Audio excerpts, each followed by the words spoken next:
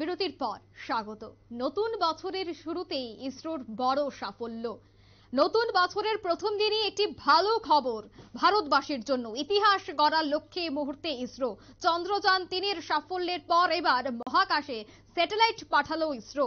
আজ সোমবার এবং সকাল প্রায় 9-10 মিনিট আগে অন্ধ্রপ্রদেশের শ্রীহরিকোটের সতীশ ধাওয়ান মহাকাশ কেন্দ্র থেকেই উৎক্ষেপণ করা হয়েছে। সেই বিষয় নিয়ে আমি বিস্তারিত জানবো। টেলিফোন লাইনে রয়েছে নিউজ ভ্যানগার্ড প্রতিনিধি অর্ণব বিশ্বাস। অর্ণব, এই মুহূর্তে কি খবর উঠে আসছে?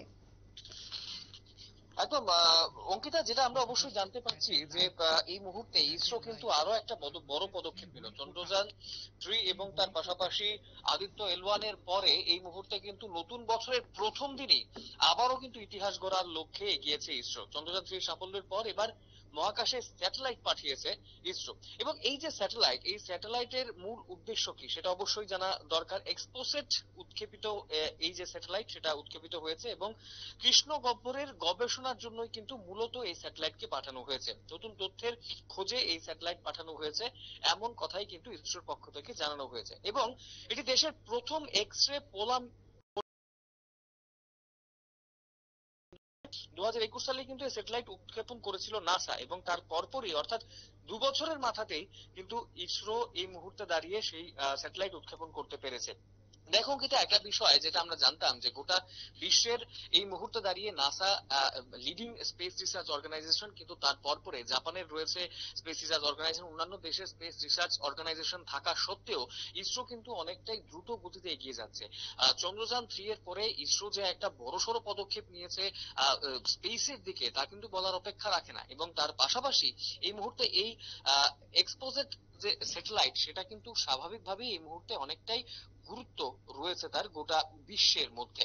এবং কৃষ্ণ গহ্বরের পাশাপাশি গুরুত্ব রয়েছে অবশ্যই। আমার দর্শক বন্ধুদের হয়তোবা কৌতূহল জাগছে তোমার কথায় যে কি গুরুত্ব থাকছে বা তার ক্ষেত্রে ভারত কতটা লাভবান হবে।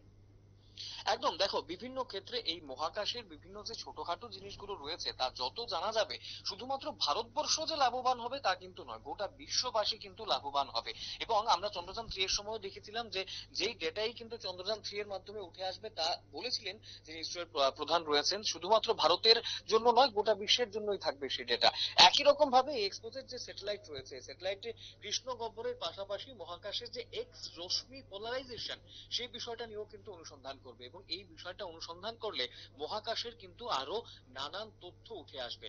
এবং তার পাশাপাশি মহাকাশের নানান জিনিস যেগুলো হয়তো এতদিন পর্যন্ত অজানা ছিল বা এতদিন পর্যন্ত সেগুলোর ব্যাপারে স্পষ্ট ধারণা ছিল না বৈজ্ঞানিকদের, সেগুলো সম্বন্ধে কিন্তু আরো নানান তথ্য উঠে আসবে। এবং আরো ভালোভাবে মহাকাশের ব্যাপারে অনেক কিছুই কিন্তু জানতে পারবে গোটা বিশ্ব, শুধুমাত্র ভারতবর্ষ নয়। তাই ভারতবর্ষের এই যে পদক্ষেপ, তা কিন্তু বলার অপেক্ষা রাখে না, গোটা বিশ্বের জন্যই কিন্তু একটা মাইল ফলক বলা চলে। অঙ্কিতা, ধন্যবাদ অর্ণব।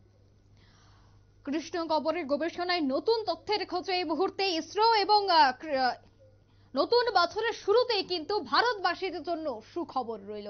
নিয়ে নিচ্ছে ছোট্ট একটি বিজ্ঞাপন বিরতির সাথে থাকুন।